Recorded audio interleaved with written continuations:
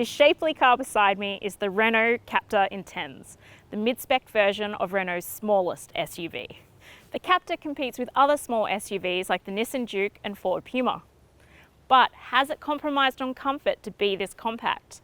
I've had it for the last week with my family to find out.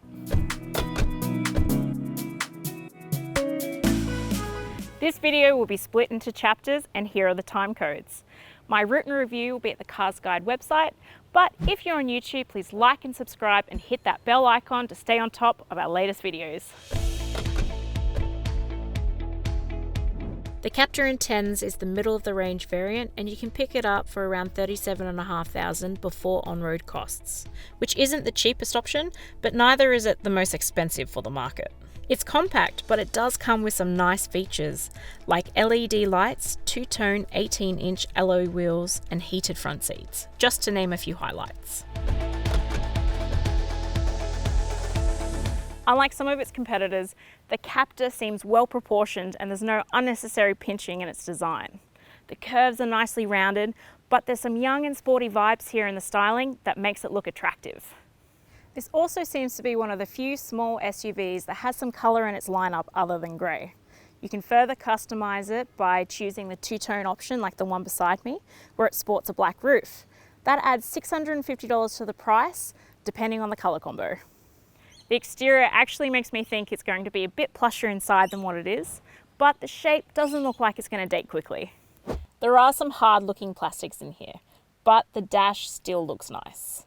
I like the tiered storage areas here. Renault calls this space a flying centre console, and to be honest, it adds some much needed personality in here. I like the 9.3-inch touchscreen. It was very easy to use, has wide Apple CarPlay and Android Auto, and connecting my phone was almost effortless. The built-in sat-nav was good too. There's two USB ports as well as an auxiliary port and a 12-volt port up front. There's some customization in the touchscreen here that makes the car feel like your own, including being able to select your driving mode or color ambient lighting. Now, I do like the dials and the buttons here. It lends to that sporty and young vibe. The partial digital instrument panel looks good, even if it's a little bit small, but the steering wheel is really nicely padded and it feels great under my hands. The storage is about average for a small car. You've got a large enough glove box for your odds and ends, as well as storage bins in both doors. You have a tall and skinny center console here, which is probably well suited for a drink bottle, but it does slide forward, which is pretty handy. You have two cup holders up front, as well as a bottle holder in each door. The synthetic leather seats are electrically adjustable on the driver's side, but manual on the passenger side. I have to admit, I didn't love that you couldn't adjust the height of this passenger seat. It made for a tighter fit for taller passengers. My 6'2" brother had to lean the seat back quite a bit, and my 5-year-old didn't have a lot of leg clearance in the back. Something to consider if you're a tall family. However, the heating function was lovely on these cooler mornings that we've been having. This key is an odd one. It's light and large, and all week I've been worried about losing it.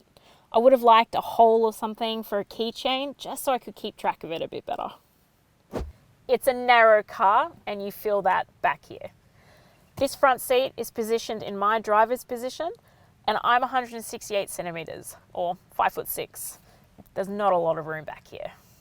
The windows are large and offer good visibility even through the privacy glass.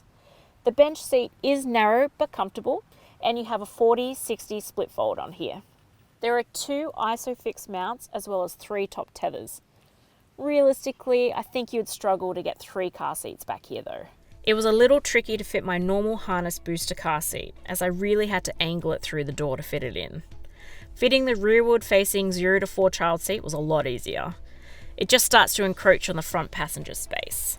There's no middle armrest or cup holders, but you do have a bottle holder in each door. You have 2 USB ports as well as a 12-volt port and directional air vents. There's also map pockets and reading lights. But that's about it back here. The boot is a little deceptive. At first I thought the cargo space was a bit small, but this cargo floor is adjustable.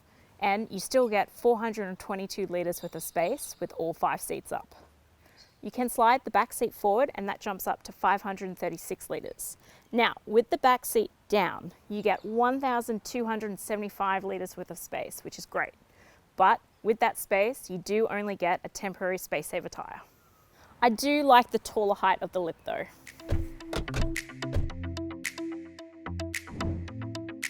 The Captur Intens has a 1.3 litre 4-cylinder turbocharged petrol engine. There's plenty of pickup in this, and when it wants to get into gear, it certainly goes. The emphasis is on when it wants to though, because sometimes it's a bit slow to engage the correct gear. You're just going to have to adjust your parking distances accordingly. I did get used to it though, I just had to slow down my shifting. Something I noticed is occasionally it would over rev when I went up a hill, but that was on the initial acceleration and didn't last very long. While it has decent power, it does compromise on comfort. It is a rougher ride than I would have liked, and you're going to hear the road noise and feel it loudly. Something to consider if you like longer weekend trips. But the Captur does earn some cred for being such a breeze to park. I could fit this baby into some tight spots. The wide windows gave great visibility and the 360-degree camera was really handy, but the reversing camera could be a bit clearer and crisper. The official combined fuel efficiency is 6.6 litres per 100 Ks, and according to the trip computer, I achieved 6 litres per 100 Ks.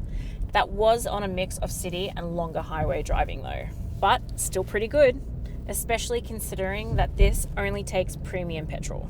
You don't feel that fuel efficiency at first because the fuel tank seems to go down quite quickly, but that might be attributed to the fact that it has a fuel tank size of 48 litres. The Captur Intens has a lot of safety features that you would expect of an SUV at this price point, including a gap gauge, which tells you how many seconds the car is in front of you. I thought that would be pretty good during wet weather. The Captur has a maximum 5-star NCAP safety rating based on testing conducted in 2019. The Captur comes with a 5-year unlimited kilometre warranty, which is standard for the class, as well as 5 years roadside assistance. There's cap price servicing over 5 years, and servicing intervals are every 12 months or a whopping 30,000 kilometres, whichever comes first, which is outstanding.